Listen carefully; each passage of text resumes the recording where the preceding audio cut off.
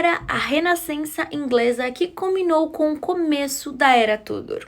A Renascença Inglesa viu enormes mudanças em termos de cultura, sociedade e economia, todos originados de uma nova tecnologia muito interessante que não estava disponível no período medieval. Primeiro, vamos falar da prensa de impressão, que mudou o mundo para sempre. Os chineses já imprimiam há séculos antes que os europeus pensassem na ideia, mas a prensa da impressão fez mudanças na vida religiosa e na vida cultural. Basicamente, mudou fundamentalmente a sociedade. Assim, em 1501, o Papa Alexandre VI ameaçou excomungar qualquer um que imprimisse materiais sem a permissão da igreja. Mas, apesar disso, apenas 20 anos depois, os livros dos reformadores religiosos João Calvino e Martinho Lutero proliferaram. Agora você podia divulgar ideias de uma maneira que não era possível no período medieval. No período medieval, os livros eram meticulosamente montados em mosteiros e escritos em pergaminho couro de vaca que era arrancado em tintas coloridas e caras. Portanto, era um processo muito demorado e difícil para fazer um livro. E também um livro podia levar um ano para ser feito, então era muito valioso e as tintas usadas para fazer os livros eram muito caras. Então, as pessoas de classe média não tinham acesso a muita literatura. E a prensa da impressão mudou tudo isso. Em 1605, Copérnico publicou sobre resoluções das esferas celestiais. E o primeiro jornal Relation apareceu em Estrasburgo em 1605. Enfim, a prensa de Gutenberg estava pronta para uso comercial em 1450, mas levou algum tempo para desenvolver o processo. Para criar volumes maiores de textos, Gutenberg usou a fundição de réplicas, letras criadas em latão com réplicas feitas a partir desses moldes, derramando chumbo derretido. Gutenberg também inventou a tinta, que aderiria ao metal. Ele também usava prensa de vinho para achatar o papel. Em 1452, ele pediu dinheiro emprestado a um cara chamado Johannes Voet e imprimiu calendários, panfletos, etc., mas nenhum livro. Os livros ainda eram bastante difíceis de produzir e caros. Mas em 1452, ele publicou o seu único livro, a Bíblia de Gutenberg, e fez 180 cópias desse livro de 1.300 páginas. 21 cópias completas da Bíblia de papel sobreviveram e 4 cópias completas em pergaminho. E para vocês terem ideia, a última que foi vendida em 1978 por 5,39 milhões de dólares americanos. Mesmo na época, porém, nem todos podiam pagar por uma dessas bíblias. Na época da impressão, uma cópia era vendida por 30 florins, o equivalente a 3 anos de salário de um escrivão.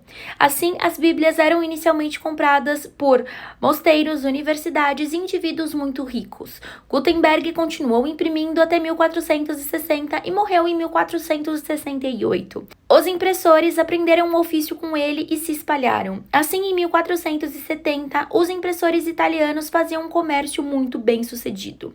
Também em 1470, os impressores alemães foram convidados a montar impressoras no Sorbonne, em Paris, e imprimiam livros didáticos. Portanto, a impressão estava se espalhando pela Europa. E por que eu estou falando de impressoras num curso de História da Inglaterra? Porque essa nova tecnologia da impressão iniciou um movimento chamado Reforma. A Reforma Protestante foi um movimento religioso, político, intelectual e cultural que começou no século XVI. Protestante no sentido de protestar, porque se tratava de protestar contra certas coisas que estavam acontecendo dentro da Igreja Católica. Foi liderado por reformadores europeus como Martinho Lutero e João Calvino, e um dos principais defensores na Inglaterra foi o rei Henrique VIII. Ora, há um equívoco de que Henrique VIII inventou uma nova religião na Inglaterra. Ele não inventou. Ele fez uso de um movimento religioso que havia começado na Alemanha e na Suíça e outros países da Europa e que já havia se infiltrado na Inglaterra e existia por lá. O que ele fez foi tornar a religião oficial do Estado por razões próprias. Esse movimento desafiou a autoridade papal e argumentou pela redistribuição religiosa e política do poder. E isso, obviamente, causaria um pouco de instabilidade, já que a Igreja Católica havia sido uma instituição muito poderosa na Europa por muito tempo. Os reformadores usaram a nova tecnologia de impressão com grande proveito e distribuíram centenas e milhares de panfletos, encorajando as pessoas a lerem a Bíblia por si mesmos. mesmos, porque vamos lembrar que antes da prensa de impressão, a Bíblia era interpretada para os fiéis pelo padre. Agora as pessoas estavam sendo encorajadas a lê-las por si mesmas e interpretá-las como quisessem. Martinho Lutero publicou suas famosas 95 teses em 1517, uma lista de proposições sobre a reforma da igreja. Por exemplo, ele realmente não gostava da venda de indulgências, que gerava muito dinheiro para a igreja, e acreditava que os pecados das pessoas eram entre elas e Deus. Então eu também não vou entrar muito na profundidade da teologia, porque isso não é o propósito do curso. Mas enfim, Lutero era professor de filosofia moral na Universidade de Wittenberg, na Alemanha, e era um monge agustiniano. Ele era muito católico, e seu objetivo não era criar uma nova igreja, mas sim reformar a igreja existente. Ele enviou as teses para Albert de Brandenburg, que era o arcebispo de Mainz, em 31 de outubro de 1517. Essa data, inclusive, é a que consideram como o início da reforma. A lenda diz que ele também pregou as teses na porta da igreja de Todos os Santos em Wittenberg. A crença central de tudo isso era que a Bíblia e não a tradição religiosa deveria ser a fonte da autoridade espiritual, e essa é a crença dos chamados evangélicos de hoje. Aí, em 1524, ele foi convocado e excomungado. Aí, ele foi abrigado por Frederick, o eleitor da Saxônia, como se chamava o príncipe, e continuou a publicar panfletos sobre o sacerdócio de todos os crentes. E, inspirados por ele, os camponeses alemães se revoltaram. Assim, no final da Reforma, por volta de 1555, o luteranismo era a religião oficial da Alemanha e Escandinávia. Agora, outra figura proeminente da Reforma foi João Calvino, um exilado francês que se estabeleceu em Genebra em 1541 após escrever Institutos da Religião Cristã e iniciou a Reforma Suíça. Calvino acreditava em uma coisa chamada predestinação. Basicamente, você não escolhia Deus, mas Deus que tinha escolhido você, e suas crenças criaram uma cultura de moralidade. Como exilados protestantes se aglomeraram em Genebra, as suas ideias acabaram se espalhando para Escócia, França, Transilvânia, Países Baixos e depois por toda a Europa. Nos Países Baixos, o calvinismo permaneceu uma força cultural e econômica por 400 anos. Na Inglaterra, Henrique VIII tornou-se uma figura-chave na reforma, como já mencionamos. O Papa Clemente VII recusou-se a permitir que Henrique se divorciasse de Catarina de Aragão, sua primeira esposa, que não havia produzido um herdeiro masculino. Em resposta, Henrique declarou-se chefe da igreja em 1534. Então, observe que ele não criou uma religião ou igreja, ele apenas se declarou chefe de uma igreja da Inglaterra.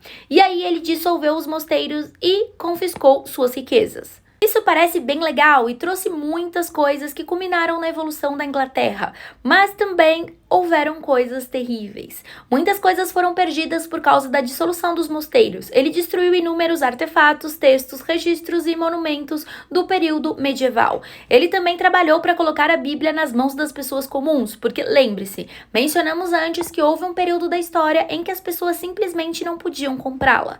A partir de 1536, cada paróquia era obrigada a ter uma cópia da Bíblia. Quando Henrique VIII morreu, seu filho Eduardo VI continuou com o protestantismo como religião oficial e foi até mais reformador e extremista que seu pai.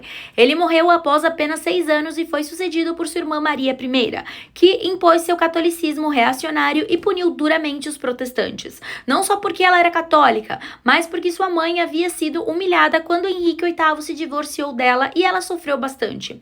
Então Maria tinha um rancor pessoal. Maria foi sucedida por sua irmã Elizabeth I e ela viu a Igreja da Inglaterra como um meio termo entre o catolicismo e o calvinismo. Mas é claro que a Igreja Católica não ficou quieta. Ela promoveu a Contra-Reforma, que foi liderada pelo Concílio de Trento, que se reuniu esporadicamente entre 1545 e 1563. Novas ordens religiosas, mais notadamente os jesuítas, foram estabelecidos nessa época. Após a Reforma, houveram rebeliões, guerras e perseguições. Em certos períodos na Inglaterra, era muito perigoso ser católico. Em outros períodos, especialmente durante o reinado de Maria I, era perigoso ser protestante.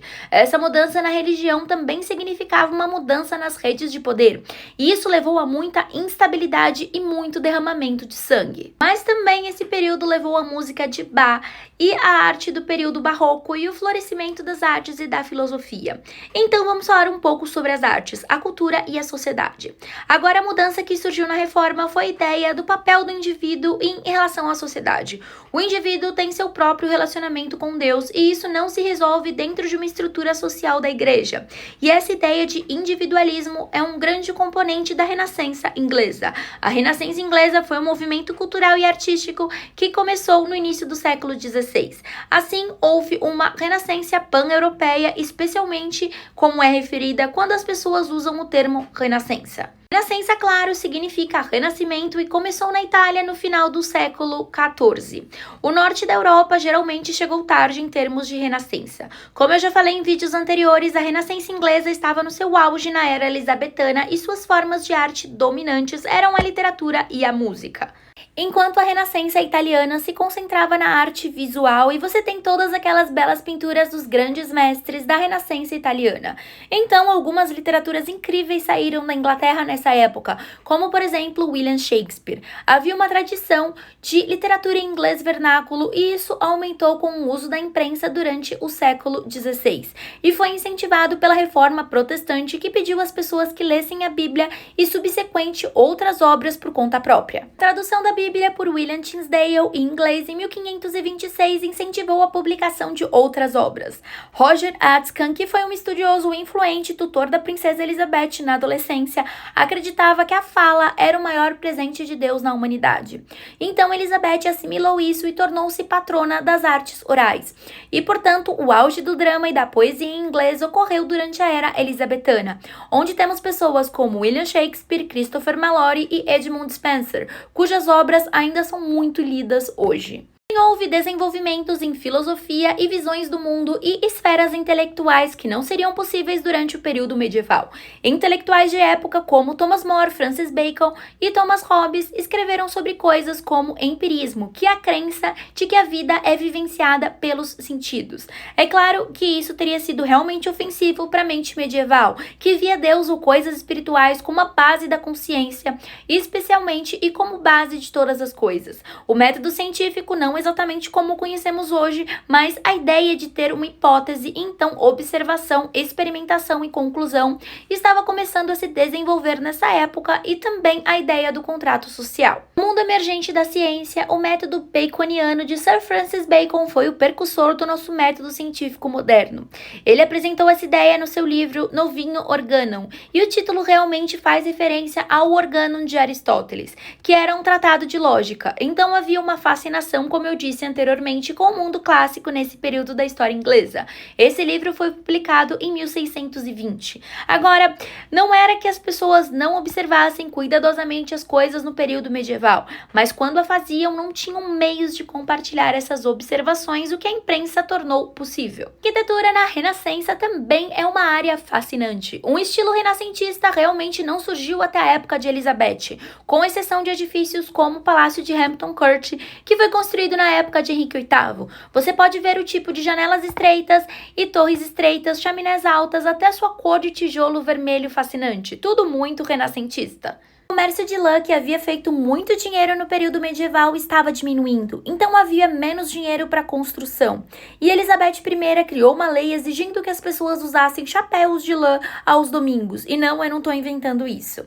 Elizabeth também incentivou a agricultura. Só que Elizabeth não construiu novos palácios, mas incentivou seus cortesãos a construírem belas casas senhoriais e acomodá-la em suas viagens de verão, esperta, onde ela percorria seus reinos, encontrando assim lugares bastante agradáveis para ficar. Nesse período, muitas pequenas casas, algumas das quais ainda sobreviveram hoje, e edifícios cívicos e institucionais foram construídos. O estilo famoso de construção Tudor era Prodigy House, e um bom exemplo disso é o Hardwick Hall, que foi descrito como mais vidro que parede. Agora, o vidro era uma mercadoria cara e mostrava que você era rico. Daí a superstição de que quebrar um espelho traz 7 anos de azar. Porque se você fosse um trabalhador e estivesse carregando um espelho e o deixasse cair, podia levar 7 anos para pagar. Lembrando que os edifícios das igrejas continuaram a usar o estilo gótico que havia sido usado no período medieval, como a Capela de Langeais, construída em 1601.